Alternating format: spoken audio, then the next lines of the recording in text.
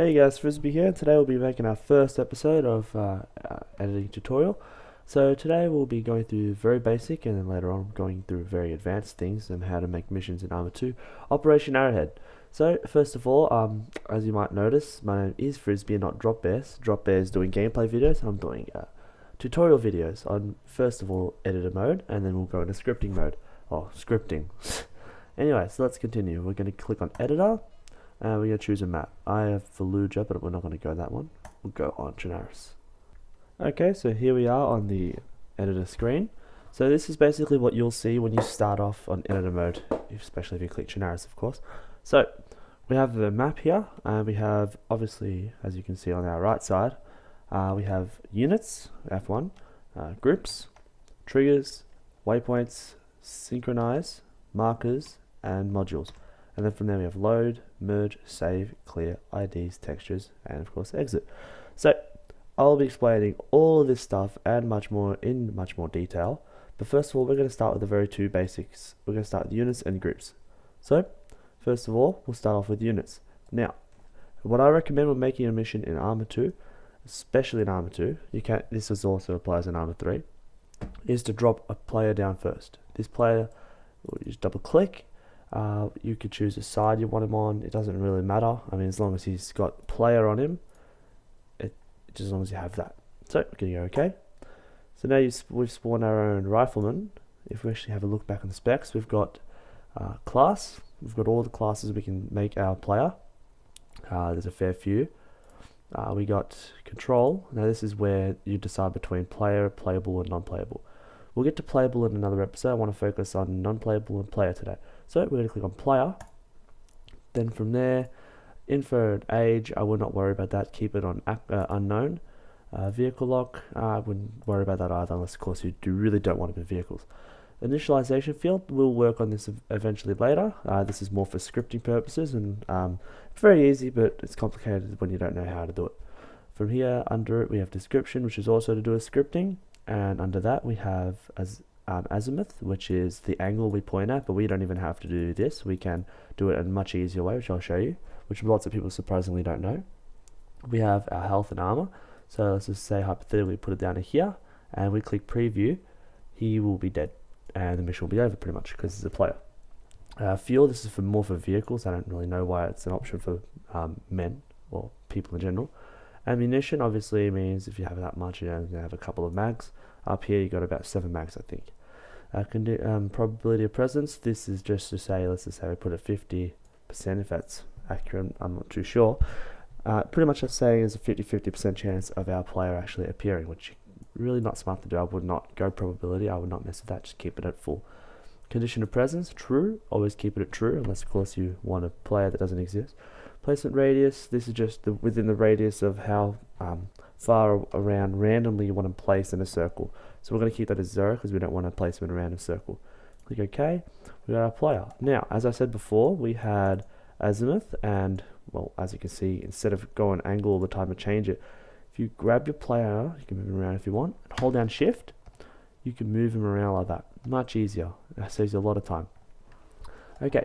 So we've spawned our player. Now from here we can spawn non-playable players, and we can spawn empty. We didn't see this before, but now we can. So now we're gonna make we'll make an enemy, just an enemy. Yep. So we'll make him op4. Russia. Yeah, we'll go Russia. Man. Yep. See how it says non-playable now because you have a player down. It's just right here.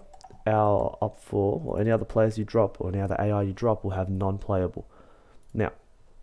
Click OK, and we'll spawn him over.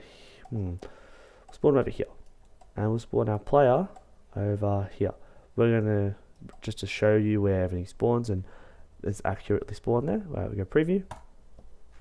Okay, so I skipped the loading screen because it takes a while on mine sometimes. So here, as you can see, we've spawned our player. It's the rifleman we chose, and you only spawn as this player, as this person, if it says player next to it.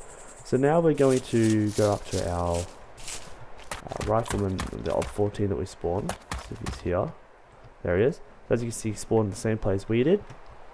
Right there. Was killing him. Oh. Okay, there we go. Okay, so that's basically spawning 1, 2 players. I will get back to you guys in a sec. So that is the very basics on how to spawn people.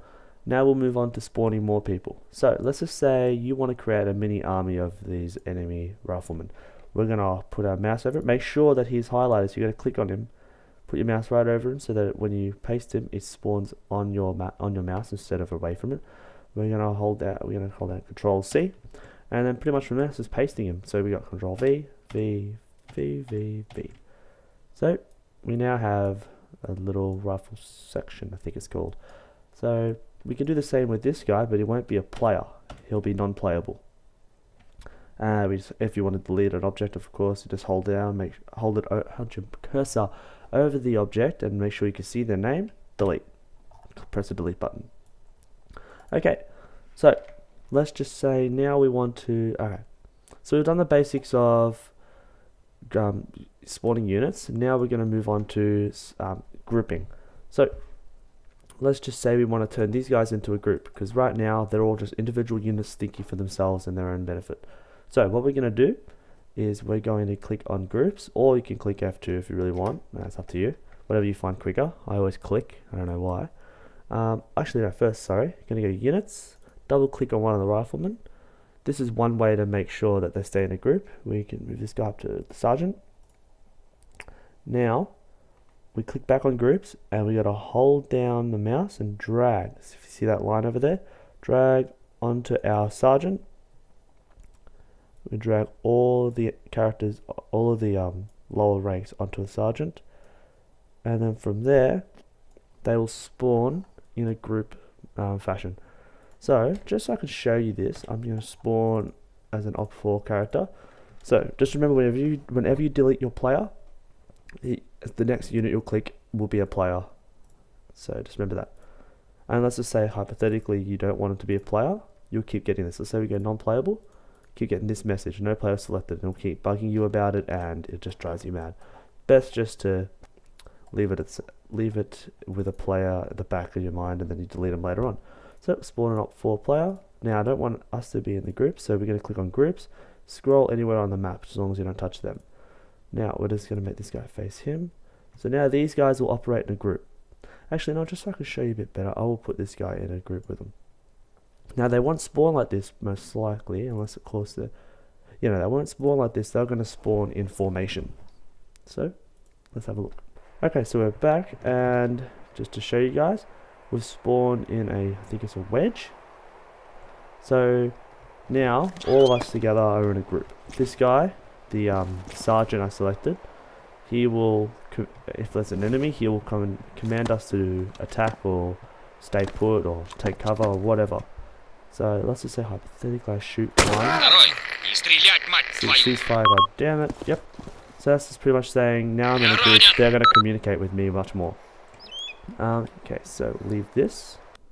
Okay, so as you can see, grouping is pretty damn simple. I found one odd thing with groups. You can put an blue 4 guy in a group with Op4 guys, as I'll show you here. Just a weird little thing I've actually found over my time playing this game. So just jump in. As you see, an Op4 guys aren't shooting the blue 4 guy, which is a pretty cool little feature I found.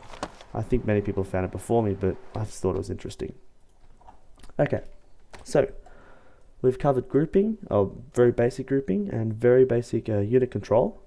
I think we'll wrap it up for this episode. Make sure you stay in the next episode. We're going to work more on advanced units, advanced grouping, and we'll start working on triggers. I hope you enjoyed this episode. Please give us a like and subscribe. Be gladly appreciated. We'll love you guys so much. Alright, thank you. Bye.